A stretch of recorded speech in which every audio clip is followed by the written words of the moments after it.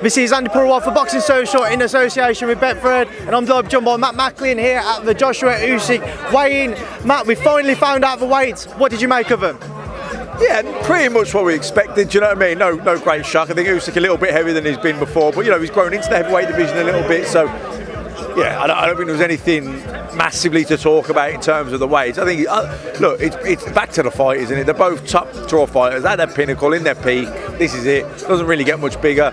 It's the tactics which is going to be, and not just the tactics, but who can implement them tactics. All right, having a game plan, you've got to go out there and execute it. And it's not always about what you do well or what you don't do well. You've also got the other guy who can prevent you from implementing your tactics. So, look, I think it's pretty clear, you know, Joshua doesn't want to get into a boxing match with Usyk, but at the same time, I don't think he needs to be reckless early on, you know, until he's warmed up and got his time in. He doesn't want to walk onto something early and stupid until he warms into it. So I think it could be a chess match early doors, but I think the sooner that Joshua can start putting it on Usyk and really put him under pressure and make it physical, the better. You know, if it goes on too long with this in and out, this chess match, you know, that's Usyk's game. You know, that is what he does. That's what he's used to doing. So that would be more fatiguing for Joshua to get involved in that. So look, I think Joshua comes from behind to win. I think early on Usyk will be ahead, but I think Joshua will then.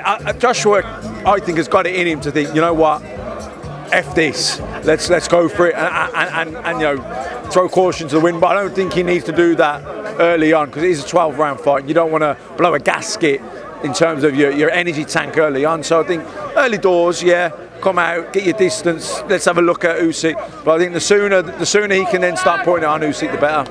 Rob McCracken said to me a couple of days ago when I interviewed him, he wants to see AJ try and impose himself on Oleksandr. Is that going to be key for the pair, for Anthony? Yeah, well, that's basically what I'm saying. He has got to impose himself. It's like, yeah, Joshua can box, and he outboxed Ruiz in the second fight, and he outboxed Purewal for long parts of that fight, and in the end walked him onto a shot and got him out of there. But you know, Usyk isn't Andi Ruiz. You know, every fight's different. Styles make fights. So Joshua did the right thing against Andi Ruiz. He avoided getting caught in a shootout with someone who's got shorter arms and faster hands. The mistake he made in the first fight was he hooked with a hooker and paid the price. Second fight, he kept it long, tied him up when they got close. You know, Usyk is a completely different fight. So the tactics for Usyk is, you know, really you want to, as Robbie said, impose yourself on him. You're the bigger, stronger man. You hit harder. Make it about that. Don't make it about speed and movement and boxing IQ, a chess match. You don't want that. You know, don't be reckless, of course.